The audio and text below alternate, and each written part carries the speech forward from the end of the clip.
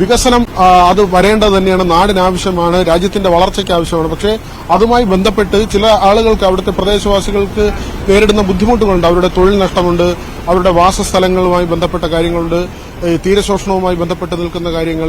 ഇത്തരം കാര്യങ്ങളിലെല്ലാം തന്നെ സർക്കാരുകൾ ഊർജിതമായ നടപടി സ്വീകരിക്കണമെന്നാണ്. നമുക്കൊന്നുകൂടി ഈ കപ്പലിന്റെ ദൃശ്യത്തിലേക്ക് പോകാം.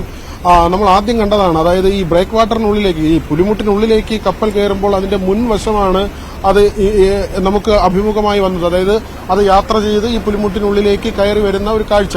പക്ഷെ ഇപ്പോൾ നമ്മൾ കാണുന്നത് കപ്പൽ എതിർദിശയിലേക്ക് കപ്പലിനെ തിരിച്ചു നിർത്തിയിരിക്കുകയാണ്. അതായത് അത് വന്നതിന് മറുവശത്തേക്ക്, അതായത് തിരികെ പോകുന്നതിന് പാകമായി ആ കപ്പലിന്റെ മുൻവശം ഈ ബ്രേക്ക് വാട്ടറിന്റെ കവാടത്തിന് അഭിമുഖമായി മാറ്റി നിർത്തിയിരിക്കുന്നു.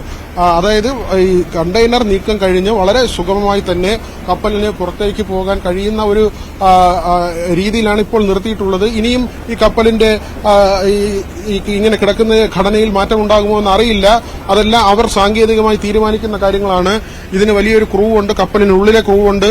ഈ ടഗുകളുമായി ബന്ധപ്പെട്ട് നമുക്ക് ഇപ്പോഴും കാണാം, കപ്പലിനോട് ചേർത്ത് തന്നെ ടഗുകളുണ്ട്. ഇത് തള്ളി നീക്കി വടം കൊണ്ടും ഈ ടഗുകളുടെ സമ്മർദ്ദം കൊണ്ടും ഒക്കെയുമാണ് ഈ ബെർത്തിലേക്ക് കപ്പലിനെ അടുപ്പിക്കുന്നത്. അത്തരം പ്രവൃത്തികളാണ്. ഏതായിരുന്നാലും ഇപ്പോൾ നമ്മൾ കാണുന്നത് ഈ ഫ്രെയിമിൽ ഒരു വശത്ത് കാണുന്നത് ക്രെയിനുകളാണ്. 8 ഷിഫ്റ്റ് ഷോർ ക്രെയിനുകളാണ്. ഈ ക്രെയിനുകളുടെ അടുത്തേക്കാണ് കപ്പലിനെ നീക്കി നിർത്തുന്നത്. ആ ക്രെയിനുകളുടെ സഹായത്തോടെയാണ് ആദ്യം കണ്ടെയ്നർ ഈ ബെർത്തിലേക്ക് അല്ലെങ്കിൽ ഈ തീരത്തേക്ക് എടുത്ത് വെക്കുന്നതിനുള്ള നടപടികൾ സ്വീകരിക്കുക. ആദ്യം അവിടെ നിന്ന് എടുക്കുകയും പിന്നീട് ട്രെയിലറുകളിലൂടെ ഈ യാർഡ് ക്രെയിനുകളിലേക്ക് മാറ്റുകയും അവിടെ നിന്ന് കുറച്ചുകൂടി അപ്പുറത്തേക്ക്, അതായത് അവിടെ വരുന്ന വാഹനങ്ങളിലേക്കോ അല്ലെങ്കിൽ അവിടെ സൂക്ഷിക്കേണ്ട സ്ഥലത്തേക്കോ മാറ്റിവെക്കുന്നത് ഈ യാർഡ് ക്രെയിനുകളിലൂടെയാണ്. അങ്ങനെ വിപുലമായ പ്രവൃത്തികളാണ് ഇവിടെ നടക്കുന്നത്. ക്രെയിനുകളുടെ സംവിധാനത്തോടെ, സഹായത്തോടെ, മറ്റ് സാങ്കേതിക സഹായത്തോടുകൂടി ഈ കണ്ടെയ്നറുകൾ ഇറക്കി വെക്കുന്ന പ്രവൃത്തികൾ ഏതാണ്ട് ഒരു വർഷം, ഇത് പൂർണ്ണതോതിൽ പ്രവർത്തന സജ്ജമാകുമ്പോൾ ഒരു വർഷം 10 ലക്ഷം കണ്ടെയ്നറുകളുടെ ട്രാൻസ്ഷിപ്മെന്റ്, അതായത് ഇവിടെ കൈകാര്യം ചെയ്യുന്ന കണ്ടെയ്നറുകളുടെ എണ്ണം 10 ലക്ഷം എന്ന നിലയ്ക്കാണ് കണക്കാക്കുന്നത്. 10 വർഷം കഴിയുമ്പോൾ ആദ്യം 12 കോടി രൂപ സർക്കാരിന്റെ വരുമാനം, സംസ്ഥാന സർക്കാരിനും, പിന്നീട് തൊട്ടടുത്ത വർഷം അത് 35 കോടിയിലേക്കും തൊട്ടടുത്ത വർഷം 40 കോടിയിലേക്കും ഉയരുന്ന തരത്തിലാണ്. അങ്ങനെ നോക്കുമ്പോൾ വലിയ വരുമാനം സംസ്ഥാനത്തിന് ലഭിക്കും. അതുപോലെ തന്നെ കേന്ദ്ര സർക്കാരിനും അത്തരത്തിലുള്ള വരുമാനം ലഭിക്കും.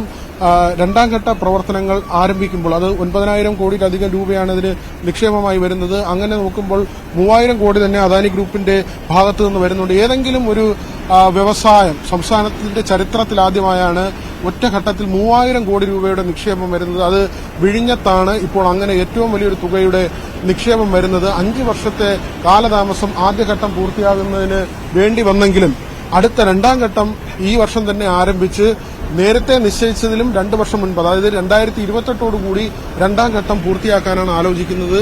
2 വർഷം മുൻപ് തന്നെ ആ പദ്ധതികൾ പൂർത്തിയാക്കിക്കൊണ്ട് ഈ നിർമ്മാണം തീർക്കാൻ കഴിഞ്ഞാൽ 40 വർഷമാണ് ഇതിന്റെ പരിപാലന ചുമതല അല്ലെങ്കിൽ ഇതിന്റെ ഉടമസ്ഥാവകാശം കൈകാര്യം ചെയ്യാനുള്ള അനുമതി അദാനി ഗ്രൂപ്പിനുള്ളത്.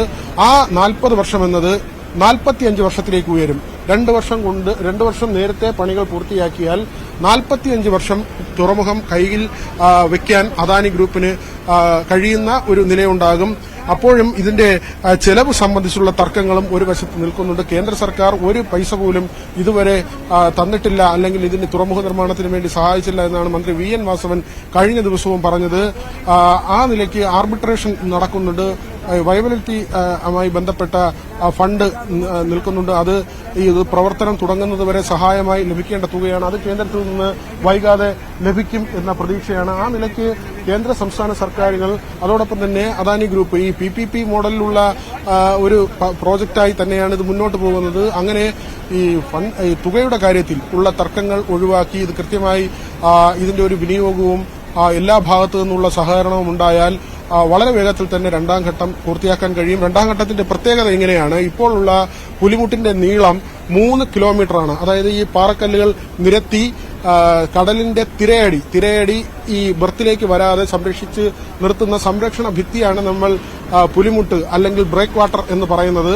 ആ ബ്രേക്ക് വാട്ടറാണ് ഈ കരിങ്കല്ലടുക്കി നീളത്തിൽ കാണുന്ന ദൃശ്യം. നമുക്കിത് കാണാം.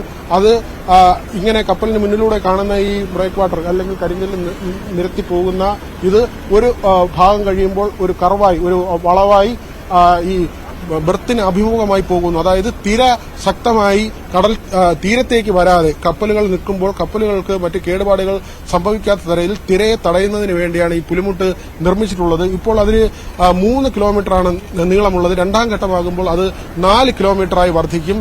ഇപ്പോൾ ബർത്തിന്റെ നീളം 800 മീറ്ററാണ്. അതായത് 2 മദർഷിപ്പുകൾക്ക് ഇവിടെ നിൽക്കാൻ കഴിയുന്ന തരത്തിലുള്ള നീളമാണ് ബർത്തിനുള്ളത്, ദൈർഘ്യമാണ് ബർത്തിനുള്ളത്. ഇത് 2 കിലോമീറ്റർ എന്ന നിലയിലേക്ക് മാറും. അതായത് 4 കപ്പലുകളോ അതിനപ്പുറത്തേക്കോ കപ്പലുകൾക്ക് നിൽക്കാൻ കഴിയുന്ന നിലയിലേക്ക് ബർത്തിന്റെ നീളം മാറും. അപ്പോൾ കൂടുതൽ കണ്ടെയ്നറുകൾ ഇവിടെ കൊണ്ടുവരാനും ഇറക്കാനും കഴിയും. ഒരേ സമയം 30,000 കണ്ടെയ്നറുകൾ സൂക്ഷിക്കാനുള്ള സംവിധാനം ഇവിടെ തന്നെയുണ്ട്. ഇപ്പോൾ വന്നിട്ടുള്ള കപ്പലിൽ നിന്ന് 2,000 കണ്ടെയ്നറുകൾ 2,000-ൽ താഴെ കണ്ടെയ്നറുകളാണ് ഇറക്കാൻ തീരുമാനിച്ചിട്ടുള്ളത്. മാത്രവുമല്ല സ്വകാര്യ വ്യക്തികൾ ഇവിടെ പലയിടങ്ങളിലായി ഈ വെയർഹൌസുകൾ നിർമ്മിക്കാനുള്ള പ്രവൃത്തികളുമായി മുന്നോട്ട് പോകുന്നുണ്ട്. അതായത് ഈ സർക്കാരുമായി ബന്ധപ്പെട്ടല്ലാതെ സ്വകാര്യ വ്യക്തികൾ, സ്വകാര്യ സംരംഭങ്ങൾ, സ്വകാര്യ വ്യവസായികൾ അവർ ഇവിടെ പലയിടങ്ങളിലായി ഇപ്പോൾ വെയർഹൌസുകളുടെ നിർമ്മാണം നടക്കുന്നുണ്ട്. പല കമ്പനികളിലും അവരുടെ സാധനങ്ങൾ സൂക്ഷിക്കുന്നതിനാവശ്യമായ വെയർഹൌസുകൾ നിർമ്മിക്കുന്നതുമായി ബന്ധപ്പെട്ട കാര്യങ്ങൾ അല്ലെങ്കിൽ വെയർഹൌസുകൾ വാടകയ്ക്ക് കൊടുക്കുന്നതിന് വേണ്ടി ആളുകൾ അതൊരു നിക്ഷേപ സാധ്യതയായി കണ്ട് പല വ്യവസായികളും ഇവിടെ വെയർഹൌസുകൾ നിർമ്മിക്കാനുള്ള പദ്ധതികളുമായി മുന്നോട്ട് പോകുന്നു. അങ്ങനെ നേരിട്ടും പരോക്ഷവുമായി നിരവധി പേർക്ക് തൊഴിൽ ലഭിക്കുന്ന ഒരു സാഹചര്യം കൂടി സൃഷ്ടിക്കപ്പെടുകയാണ്.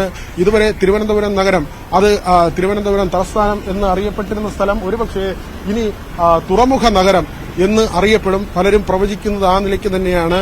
വലിയ വ്യവസായം നടക്കുന്ന, വലിയ കണ്ടെയ്നറുകളുടെ നീക്കം നടക്കുന്ന, കോടികളുടെ സാമ്പത്തിക ഇടപാടുകൾ, അങ്ങനെ വരുന്ന വാണിജ്യ ഇടപാടുകൾ നടക്കുന്ന, ആയിരക്കണക്കിന് തൊഴിലവസരങ്ങൾ സൃഷ്ടിക്കപ്പെടുന്ന ഒരു മേഖലയായി തിരുവനന്തപുരം മാറുന്നു.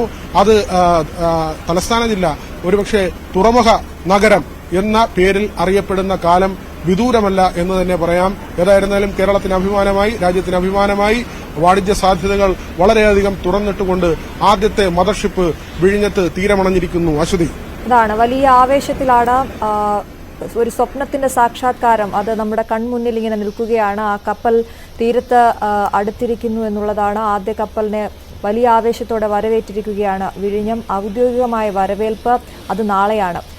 വിനോദ്, എപ്പോഴും കപ്പലും കടലും ഒക്കെ നമുക്ക് വലിയ കൗതുകമുണ്ടാക്കുന്ന കാര്യമാണ്. നേരത്തെ വിനോദ് പറഞ്ഞ പോലെ നമുക്ക് ദൃശ്യങ്ങളിൽ വ്യക്തമാകുന്നത് കപ്പൽ ഇനി ആ ക്രെയിനുകൾക്കടുത്തേക്ക് നീങ്ങും. അതിനുശേഷം കണ്ടെയ്നറുകൾ ഇന്ന് തന്നെ പൂർണ്ണതോതിൽ ആ ചരക്ക് നീക്കം അവിടെ സാധ്യമാകുമോ? ഇന്ന് തന്നെ ആ കപ്പലിലുള്ള മുഴുവൻ കണ്ടെയ്നറുകളും തീരത്തേക്ക് മാറ്റുമോ? അതിനുള്ള ആ കാഴ്ചകളൊക്കെ കാണാൻ നമുക്ക് സാധിക്കുമോ? ഈ വലിയ ക്രെയിൻ ഉപയോഗിച്ച് ഒരു കൗതുക കാഴ്ചയാണല്ലോ അതൊക്കെ കാണാനായാണ് അവിടെ ആളുകൾ വന്ന് നിൽക്കുന്നതും.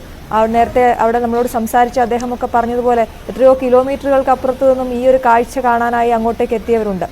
അപ്പോൾ അതൊക്കെ അതിനെക്കുറിച്ചൊന്ന് പറയാമോ?